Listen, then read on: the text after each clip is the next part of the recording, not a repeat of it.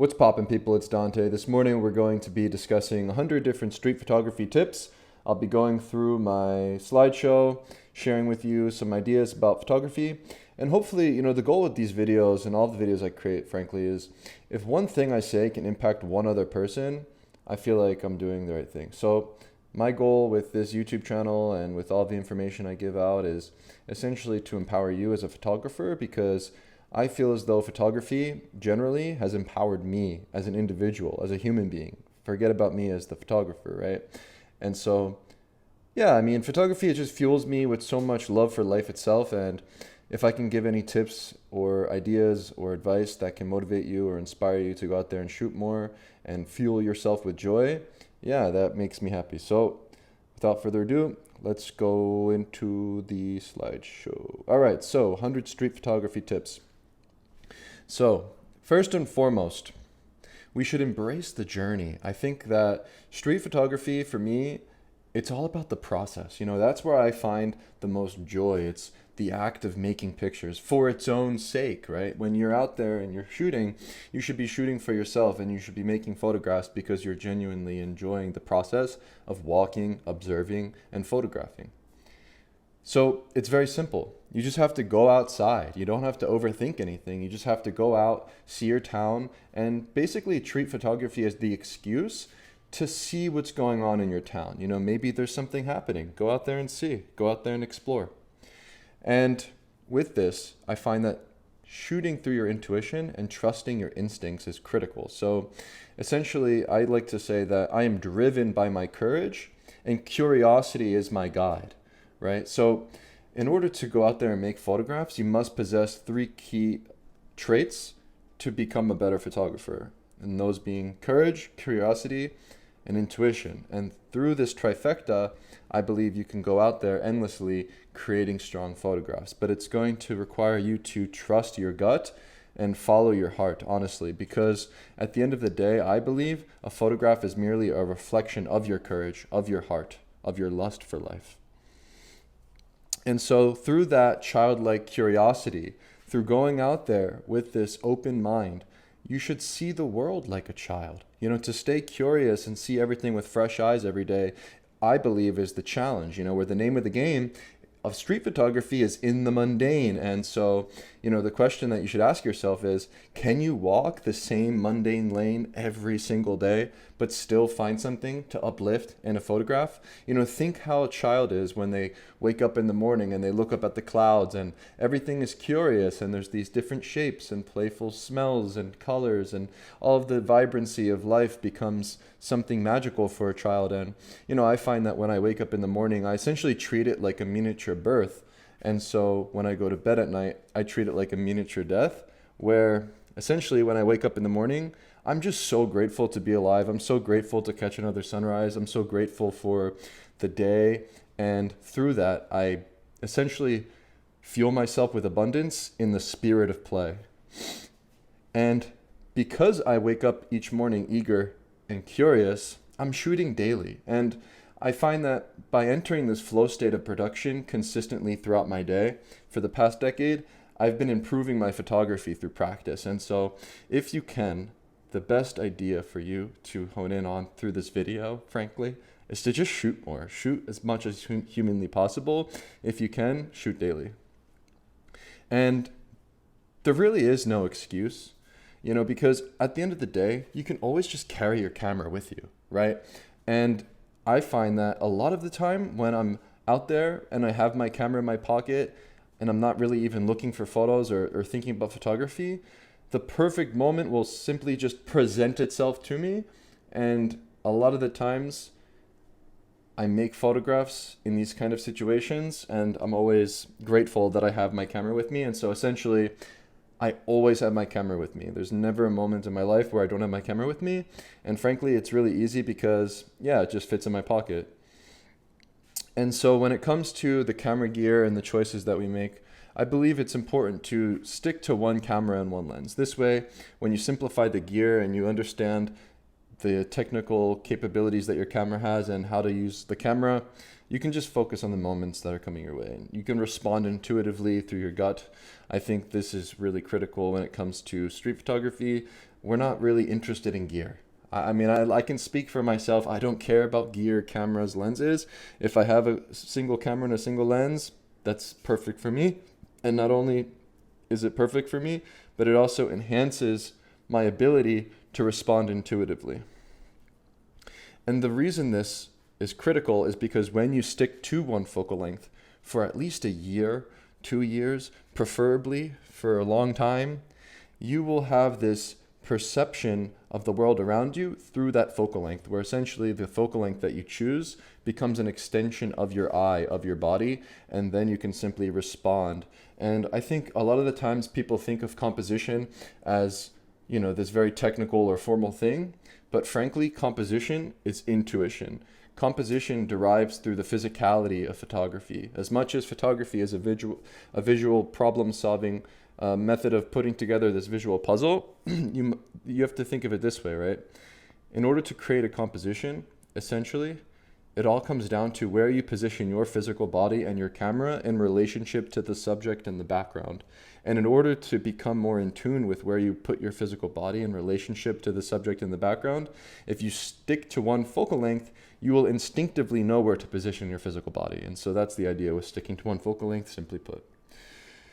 And when I walk on the streets, I prefer to walk alone in solitude. This allows me to walk at my own pace. I find a lot of photographers walk really quickly, but I personally walk at a very slow pace. And when I'm walking alone in solitude, I'm observing more and I'm making stronger connections with people on the streets. I'll have longer conversations with strangers if I feel free to.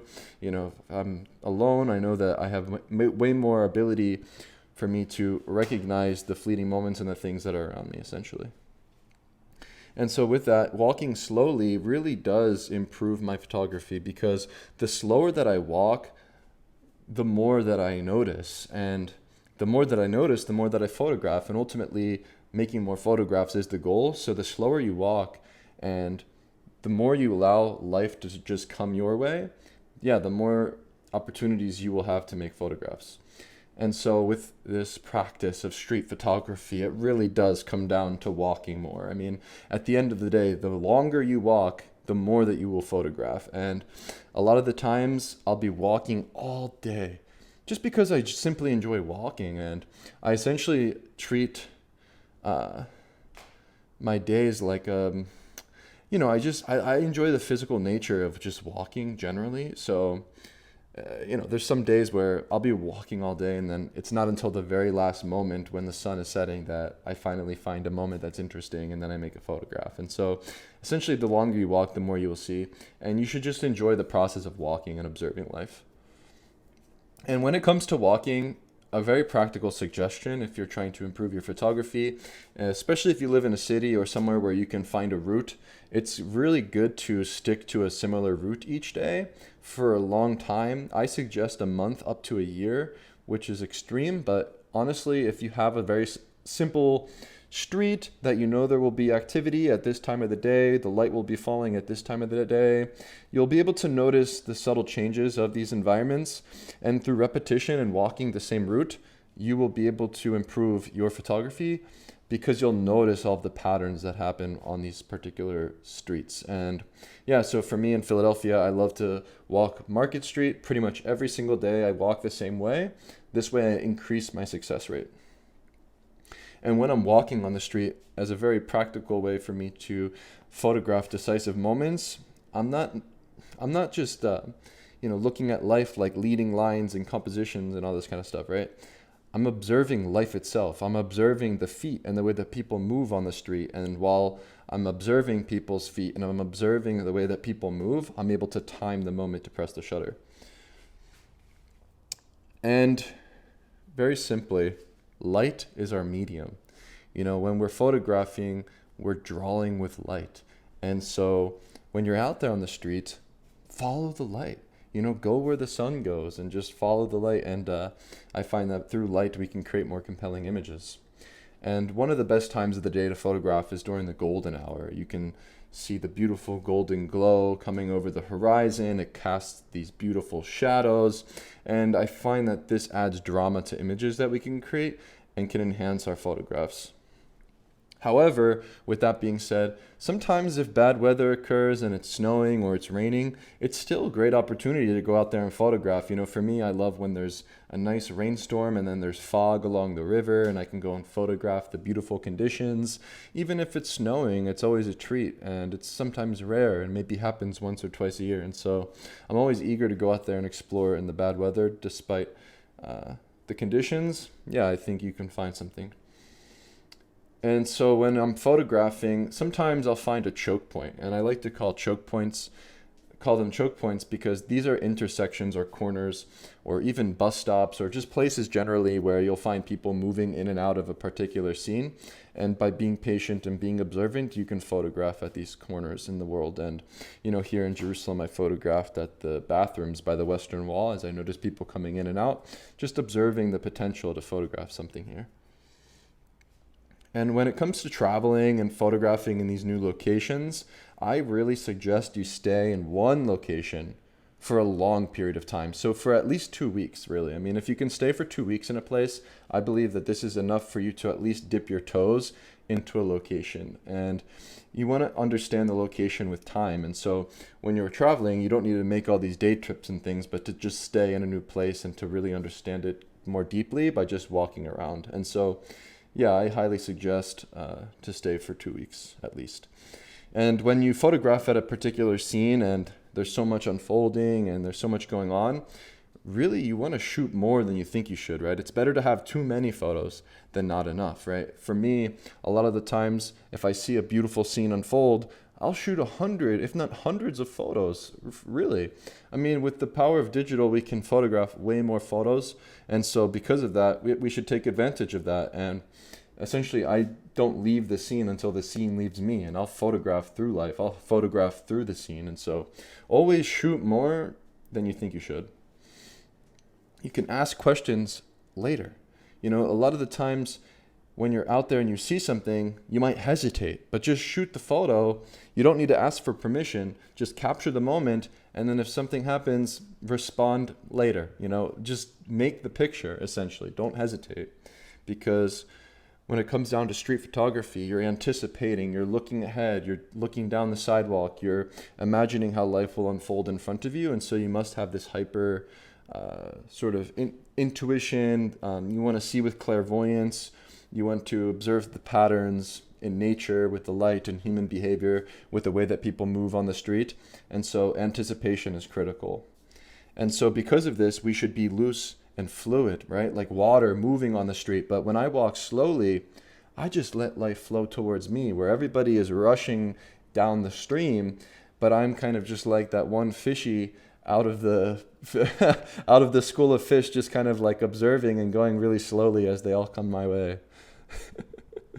And yeah, like I said, curiosity is your guide, right? There's so many different ways that you can photograph the same street, the same corner, the same thing. And, you know, one of the most empowering thoughts I have about photography is that you cannot make the same photograph twice, right? It does not matter if you position your body at the same location, looking at the same thing each and every day. The way that light is going to cast on the surface and give shape and form to places, people, and things will always be different. And by reminding yourself this, you will stay curious and go out there and make new photographs despite how mundane your location may seem.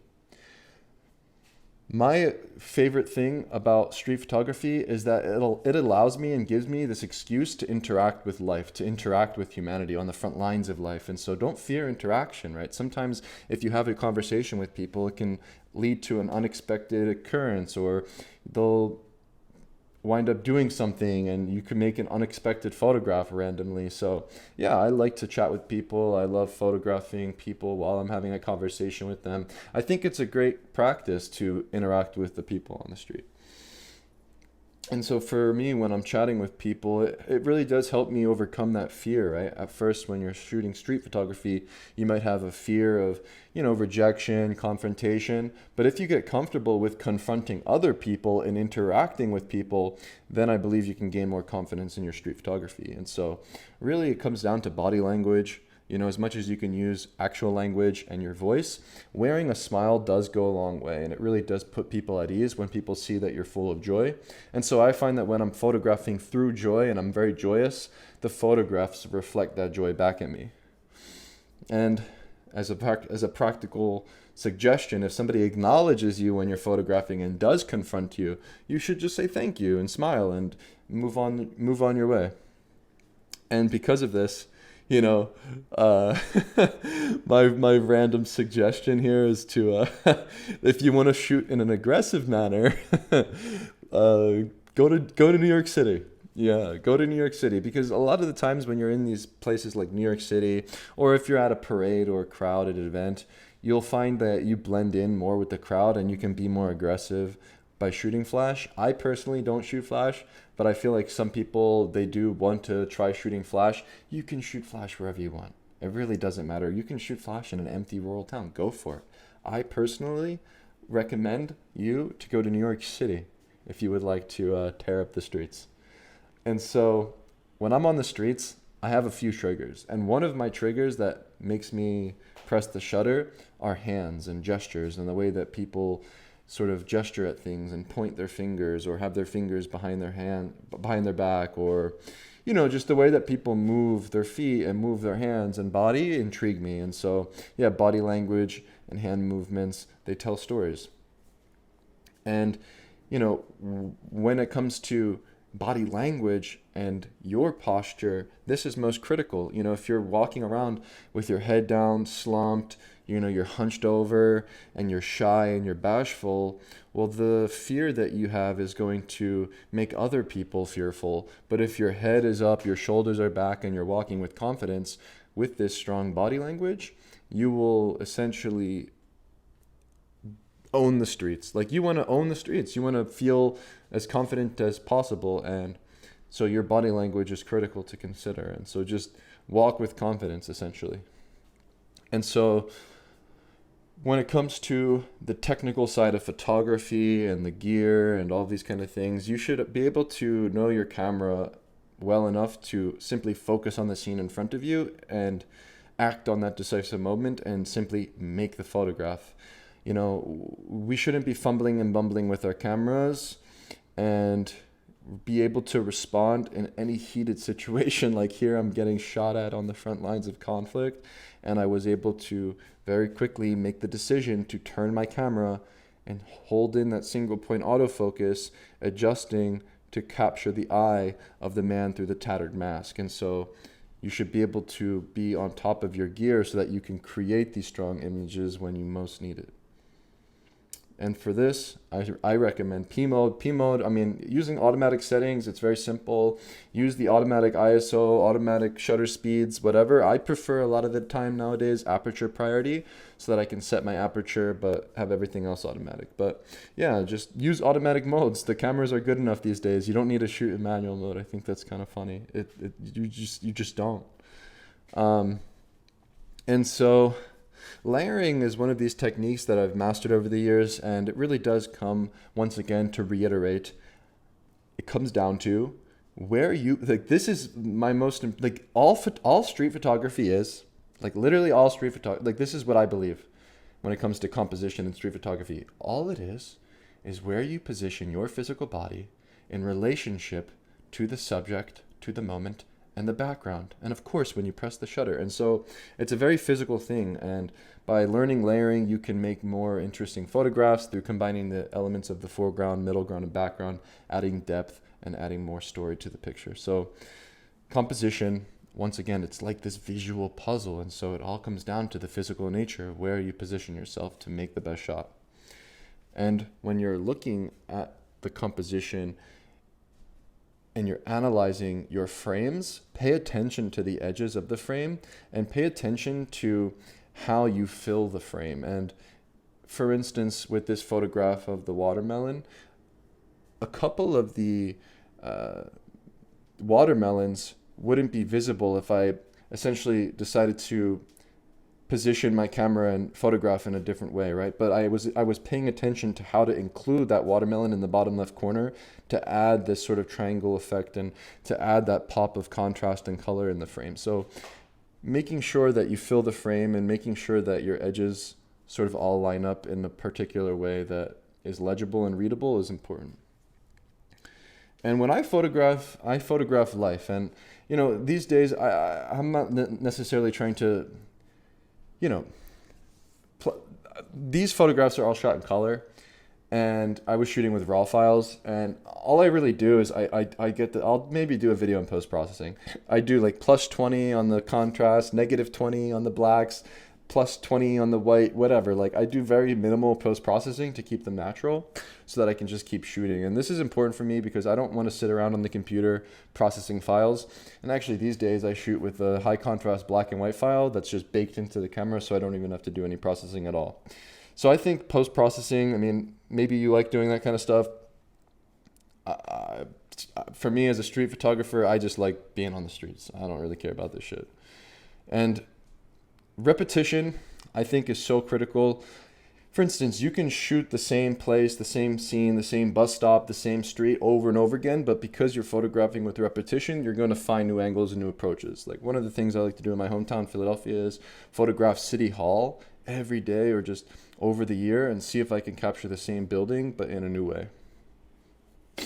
And when it comes to the philosophical approach to making pictures daily, just focus on the moment. Focus on making pictures today because, it's very similar to weight training, right? Where when you lift weights, you're not going to see results right away, right? It's going to take you a year, 10 years.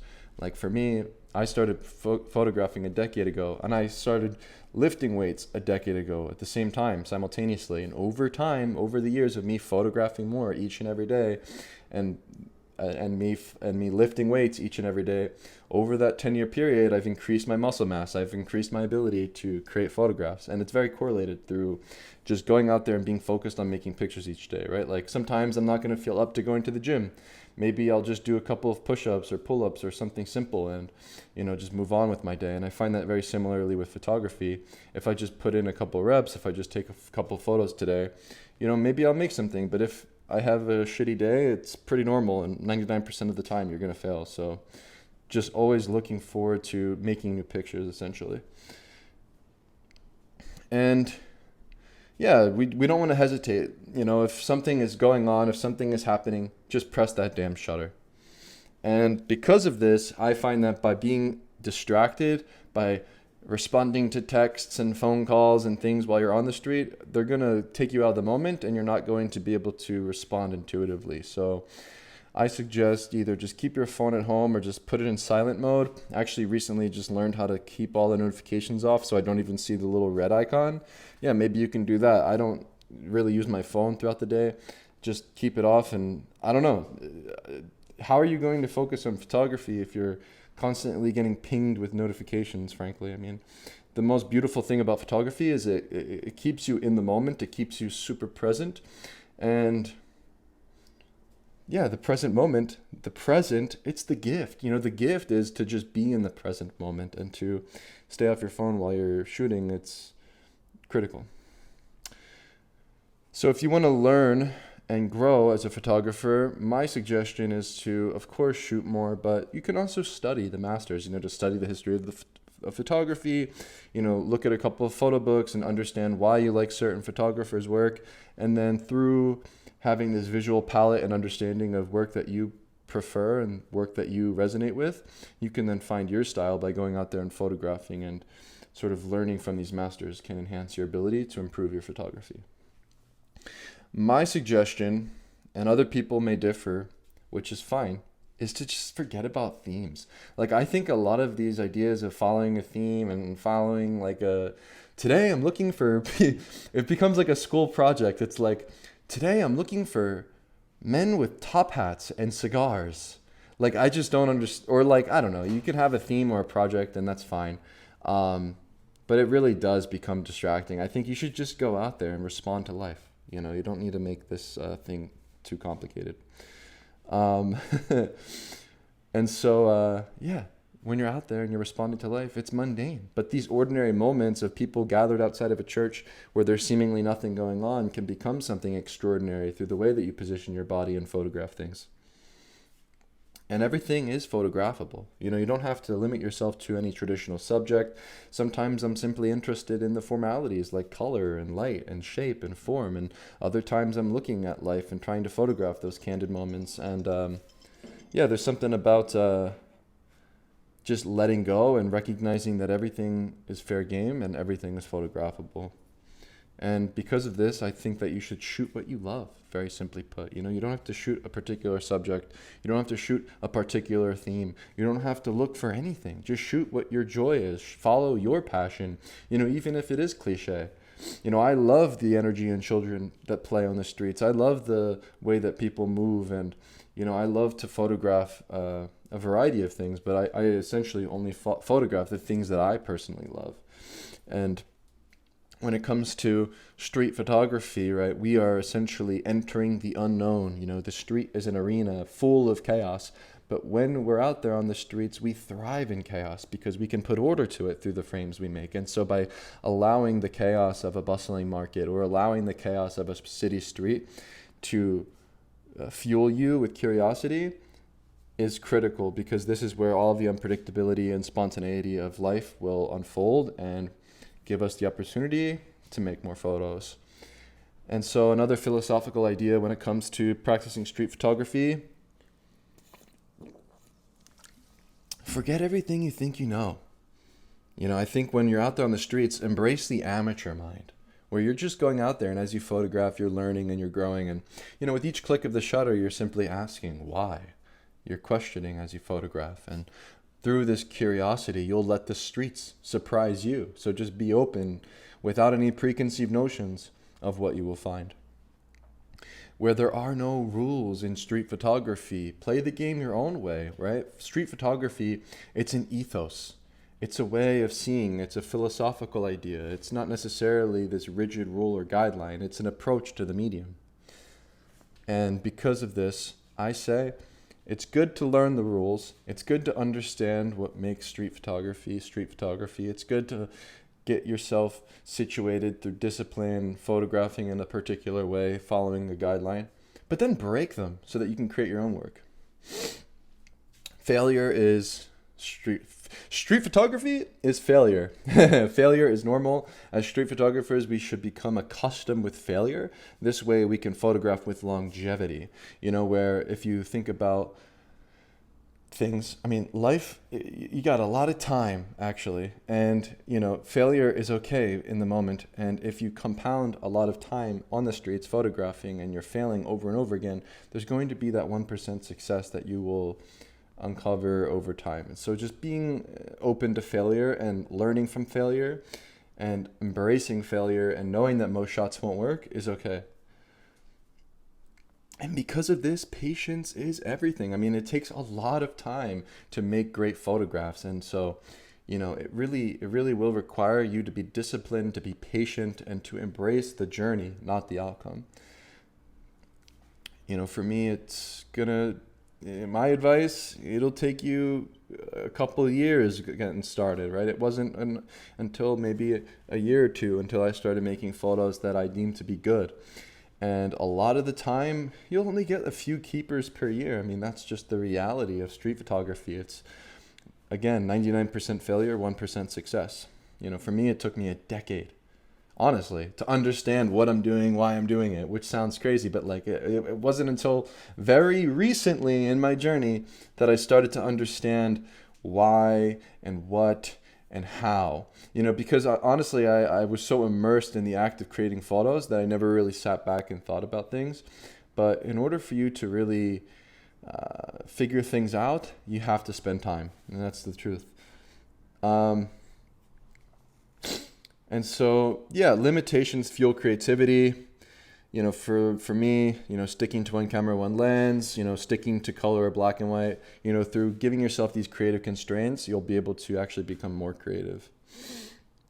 If you're going to travel, just bring your camera, bring a battery and an open mind. You really don't need much when you travel. I basically travel everywhere with just a backpack and my camera and my iPad. So yeah, keep it light when you're traveling.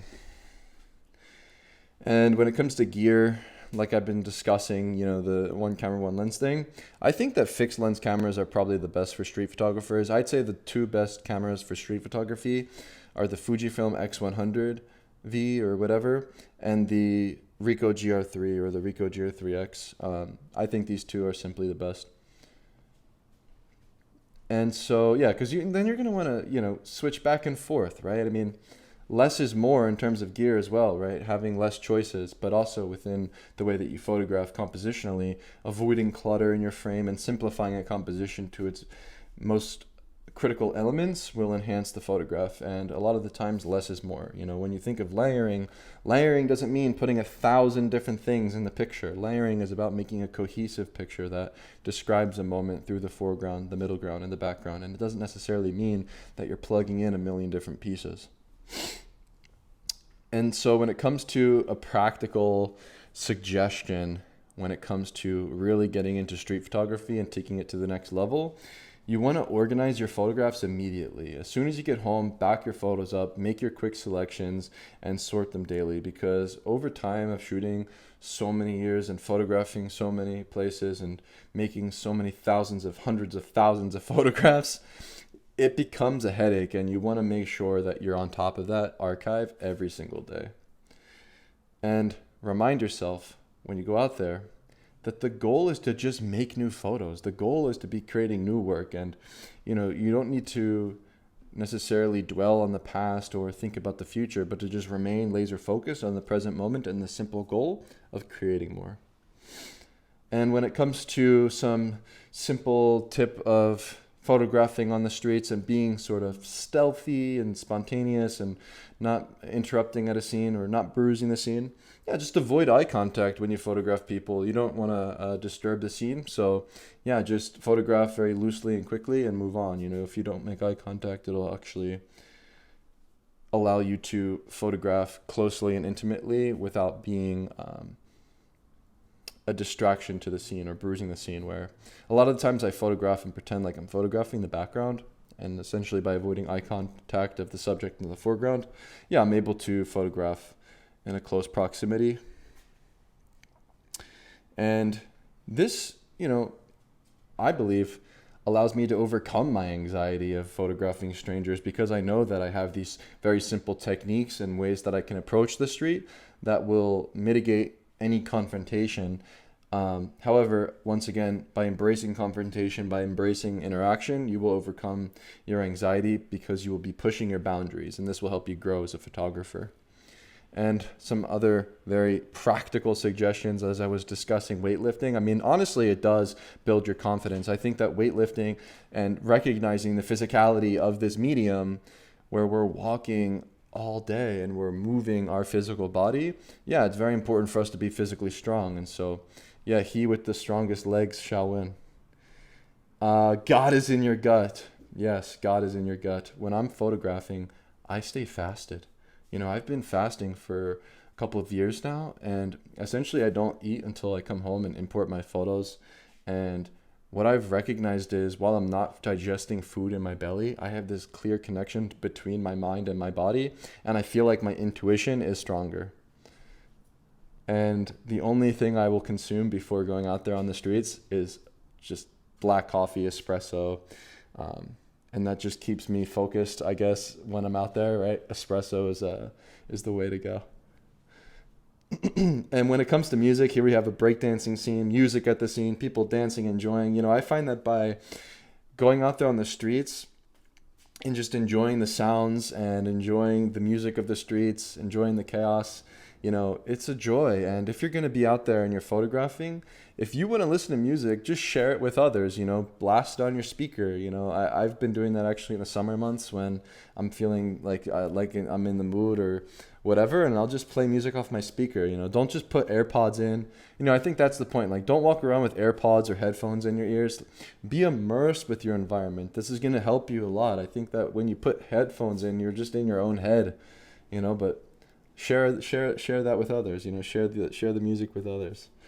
And yeah, don't take yourself too seriously. Like in the summertime, I love walking around, just having a joy and just playing around and being playful at scenes, interacting with people, dancing with the break dancers, or just not taking myself seriously has gone a long way. I think a lot of the times when you're out on the streets, you might think of yourself like, I'm this serious documentarian. I'm capturing the human experience, and this is it becomes weird. Like, you don't have to take it that far. You don't have to take it so seriously, man. You're just out there taking photos and just enjoying the day.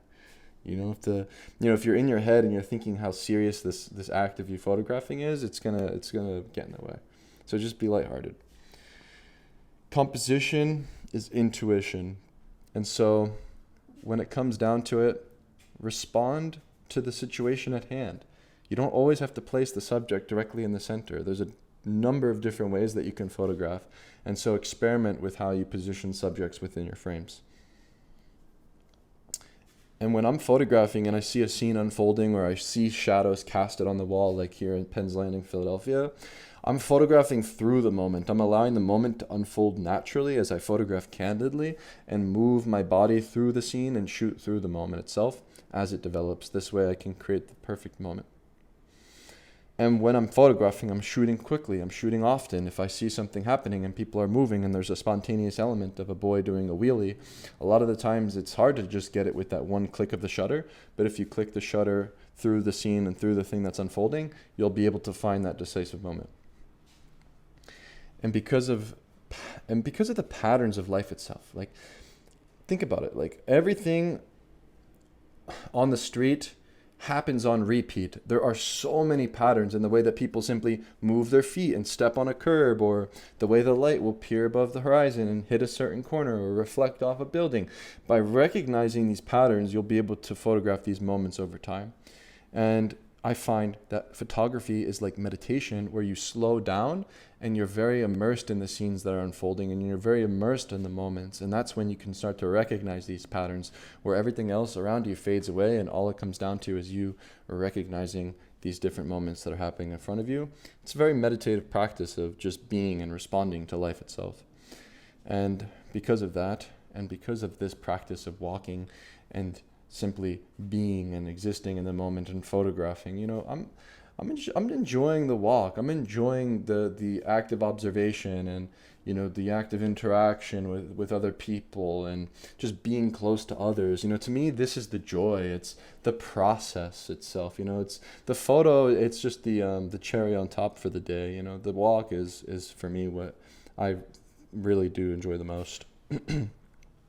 Buy books, not gear. Yeah, you don't need the new camera. You don't need the new lens. Just get some photo books, That's a better use of your money. Or even better advice that's not listed here, just buy a plane ticket or buy a train ticket or go somewhere new and photograph and spark your inspiration that way. I think that would be a better investment than buying a new camera.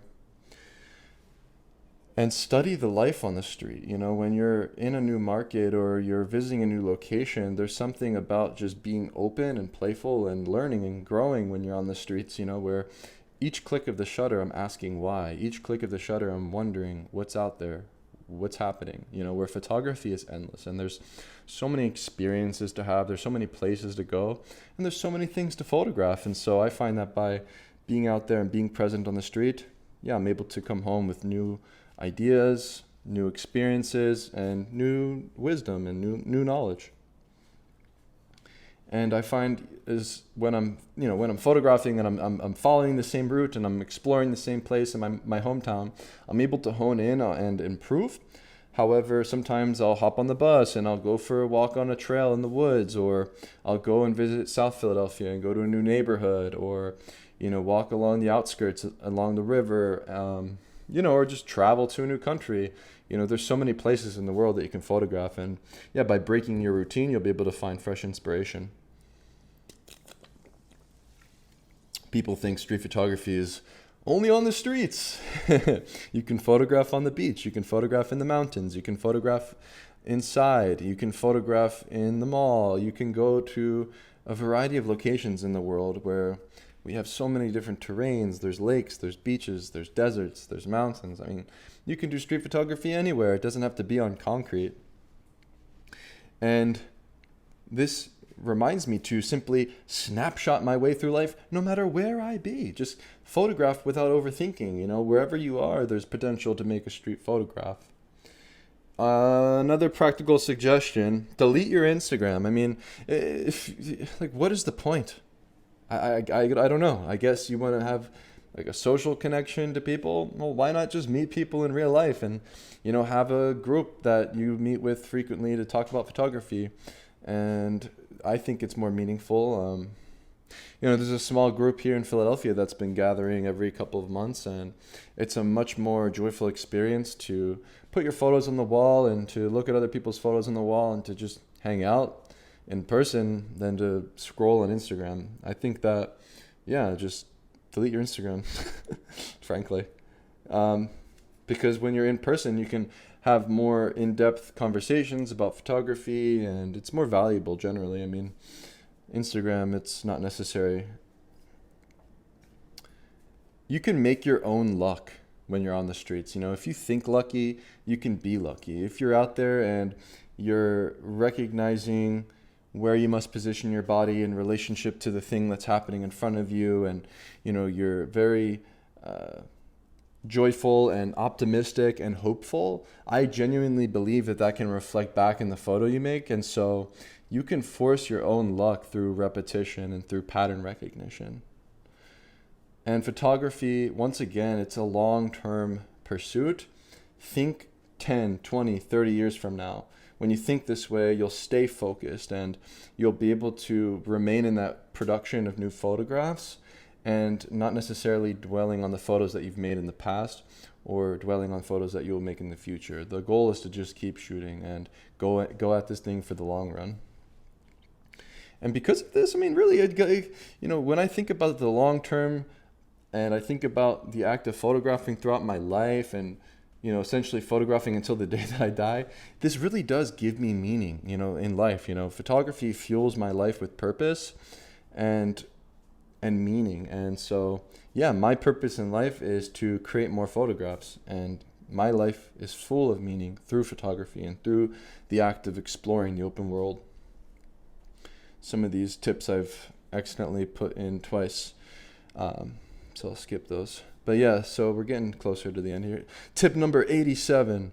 What will reality manifest to be in a photograph? This is the question that I ask myself before I go out there, because essentially reality can maybe be boring, if this makes sense, but when you photograph things, sometimes you'll be surprised and reality isn't necessarily what it seems. And a lot of the things that you wind up photographing isn't necessarily what you noticed in the moment. And so when I photograph, I'm simply responding intuitively. And then when I come home and I actually review the image, I'm surprised and there's different things that happen within the frames that I wasn't expecting.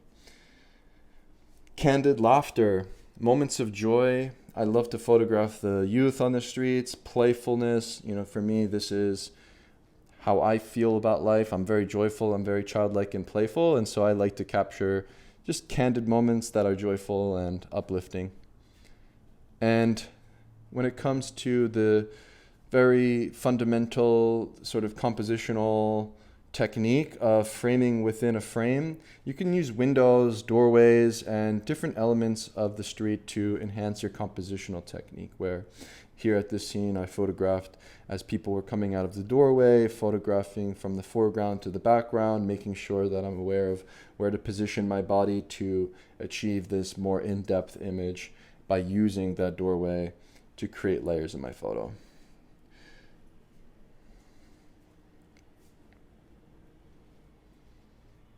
Quiet moments in chaos. I find that when you're on the streets and you're in a very crowded environment and there's so much going on in front of you and there's so much chaos, it can be overwhelming to actually freeze a moment in time and take a slice of life out of all of that chaos. That can become the challenge, but when you're in a chaotic environment and you're in this crowded scene, try to eliminate all of the distracting elements and focus solely on the thing itself that interests you. Like for here in Mumbai, there was so much chaos in this market, you can barely walk. You're pretty much just in a huge crowd. But by focusing on the workers and looking up as the workers were coming down from the truck, I was able to take this slice of life out of the chaos of the city street. Fleeting light. I absolutely love when the golden hour and the sun is setting and it becomes this very purplish, pinkish, almost blue light. And, there's different opportunities to photograph throughout the day where you can wake up early during dawn. You can photograph the sunrise, the sunset. And a lot of the times that soft, unique light and the way that it shifts or even reflects can give you a more visually interesting photograph. I love to photograph gestures, like I've been saying in the beginning of this video, body parts, looking at hands and the way that people move in and out of the light. There's something about focusing on particular body parts, whether it's the face or the hands and the gestures or the expressions, that can really impact the photo that you make. Creating tension, for me, when I create tension in a frame like this at the bottom of the screen, where you have a man in Mexico City sort of tired and sort of just relaxing, bent over at his desk here at work, juxtaposed to the worker on the mural, you can create tension within the frame and juxtapose different elements to create a story. And so to create this story in our images, should be our ultimate goal as street photographers, to tell the story of the street. And by photographing in a new place or photographing in a particular location over time, you can naturally create a sequence of images that will tell a story. And so if you're traveling to a new place, stay for 2 weeks, stay for a month, return once again and keep going back there. When it comes to telling a story, a lot of the times it does come down to photographing intensely in a particular location for an extended period of time, and eventually a story will unfold naturally. Capture emotions. Here on this very rainy day in Mexico City, in the bustling crowd as people were running and finding shelter, I was able to capture this very simple but sweet moment of a couple embracing in a kiss as all of the motion and chaos was happening around me. And so this is a great example of finding that quiet moment in the chaos. I find that there are certain elements to include in photographs that can enhance our ability to tell stories on the streets. And here at the scene, I photographed this cross. And I've really wanted to photograph the cross. And so I kept going back up this mountain and climbing to the very top and hoping that I would find something interesting to photograph. And so as these children were playing, I was able to make this amazing photo of this kid climbing the cross. And so when you look for certain things on the street, like people carrying certain things like flowers or bags, books, when you see office workers coming out with their satchels, there's different little bits and pieces that you can use to tell a story. And so when it comes down to it, street photography, it's all about waiting for that decisive moment, waiting for, the perfect alignment of the light, the subject, and the moment itself. And when these different elements combine at the click of the shutter, it feels so life-affirming. Like, it just feels great when you can make a frame of a decisive moment. And so capture life as it is. Just be present, observe, and let your photos reflect the beauty and the joy of life itself. For me, photography has nothing to do with photography. Photography has everything to do with how you engage with humanity, how you interact on the streets, and ultimately the photographs will reflect that back at you. And so I think it's important to not necessarily get caught up with what makes or breaks a great photograph. Don't think too much about the different compositional techniques and tricks and things that you can use, but to just be there and be present on the front lines of life, close to humanity, and try to interact with the streets in your particular and unique way. And I think this is where we can make great photographs. It doesn't necessarily have anything to do with how great you are technically at photography. Street photography, it's a very different approach to, let's say, landscape photography, where you're trying to photograph, this particular vista and make this beautiful composition. But street photography, it all derives through our intuition, and it derives through the way that we interact with people and humanity. And so by being more confident, by following through with courage and curiosity and trusting your gut, yeah, I believe this is where we can improve our street photography. And so if anything I said in this video benefited you or helped you, great. Thank you for watching. I appreciate that. And I will share more videos about street photography. So yeah, if you want to find more videos from me, just go to youtube.com/streetphotography or go to my website blog at dantesisifo.com. I recently put out a video on my Start Here page. You can find how I mastered street photography, where I discuss how a couple of different photo books have inspired me and break down some of my photographs alongside some of the works in the book. And so, yeah, thanks again, and I'll see you in the next one. Peace.